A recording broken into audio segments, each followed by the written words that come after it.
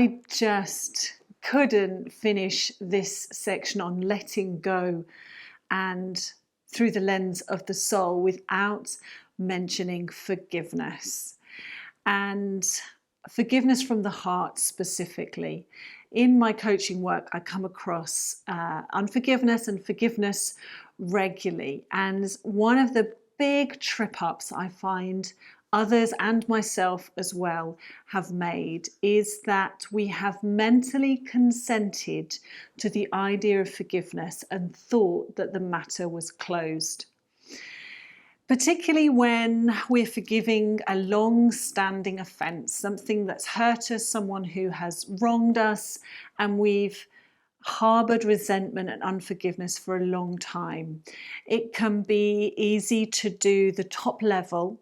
I think I'll just let it go. I think I'll just forget about it, without doing the work at a heart level of really naming what was hurt, naming what was lost, giving an account for that, and then releasing forgiveness from the heart.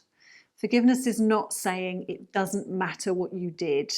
It's not saying I condone what you did or it's okay to do it again. But forgiveness is saying I'm going to go bigger.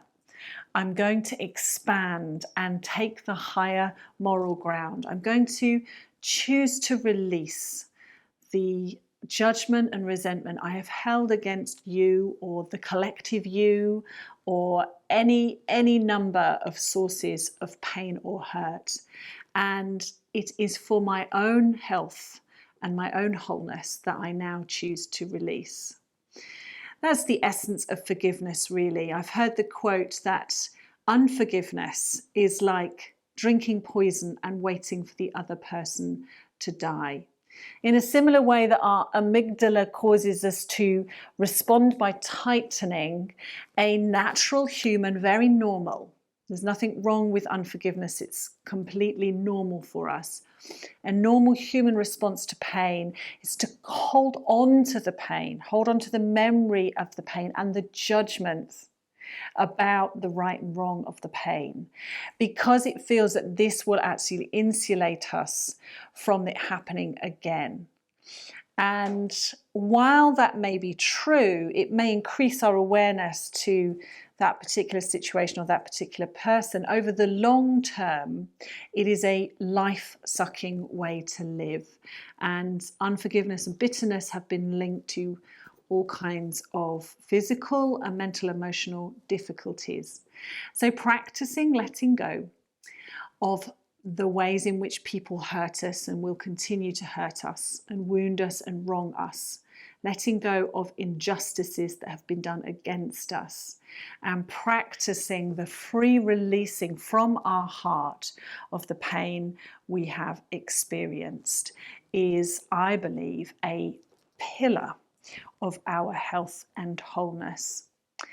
And when I teach forgiveness, either in one-to-one sessions or in group sessions, I like to talk about the strings that go between us and the other person who have wronged us, where while in unforgiveness, we are still attached to them via this imaginary string of the heart.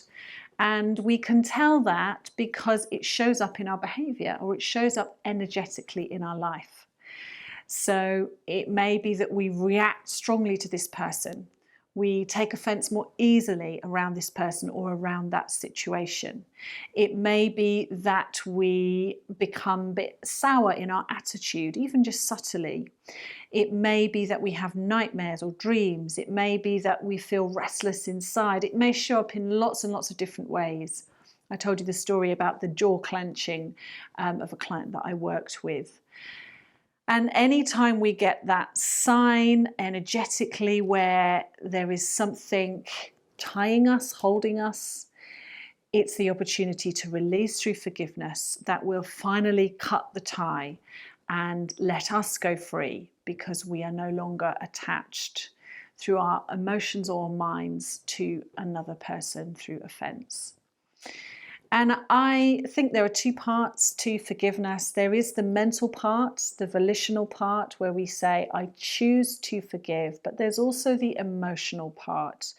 And this can be more difficult to predict and difficult to control. We may feel ready to forgive, and the emotion may come with a rush, with tears or a sense of relief, but it may also feel quite mechanical and cold and like we're not ready to forgive from our hearts. Don't worry, both of them are good processes in terms of our psyche, in terms of our soul.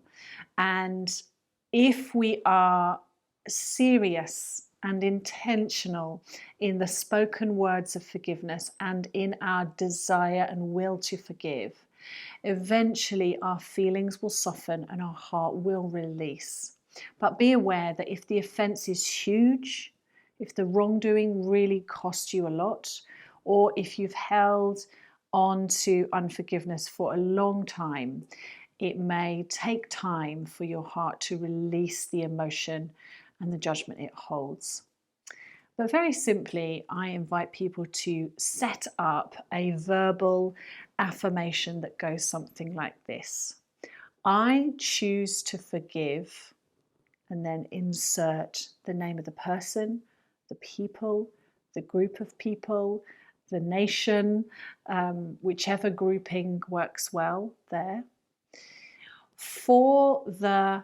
And name the offence specifically in as many detailed words as possible. Name the offence. If you use round words like things they did or bad things or attitude, then it will be harder to make that heart connection. You were hurt in a specific way, so name the specific way. I choose to forgive blank for blank. And then it's really important to name the cost, which made me feel or made me carry, and then name of the cost. So you want to think about what's the emotional cost of the original offence? What part of you got hurt and damaged? What's the financial or physical cost of the offence? What's the psychological, mental, spiritual, relational cost of the offence? It may be that you have a long list of ways in which the original offence has impacted you, and it may, sometimes especially with parents, it may be pages and pages of writing that we do. But naming exactly what it has cost you. It's not okay that you were hurt. We're not excusing it, but you are choosing to let it go. And then finally, I finish with this sentence. I release them from my right to judge and I let them go, full stop. And that powerful phrase of our declaration of intention that we don't put ourselves in the judgment seat on their life and we are letting go of what we held against them frees us to be open to others, to be open to good experiences. And as we count the cost of what they've done and love ourselves in all the ways that we're needed, get the support, the investment, and the resources that are needed for us to be whole and complete, we will find that what was once an offence becomes a gift. And in time, people have learned to heal to such a place where they can be grateful for the lessons they learned from the biggest offences that were done towards them in their lives. So I hope that gives you a little format that you can keep somewhere handy. Just that statement, the awareness that we often need to forgive as we travel through life, and that phrasing of I choose to forgive and the ways you can name the offence will be useful to you. I guarantee, and I challenge you to keep it close to your heart and use it as much as you can in order to travel lightly through the world, in order to free yourself from the stuff that weighs you down and to be completely you.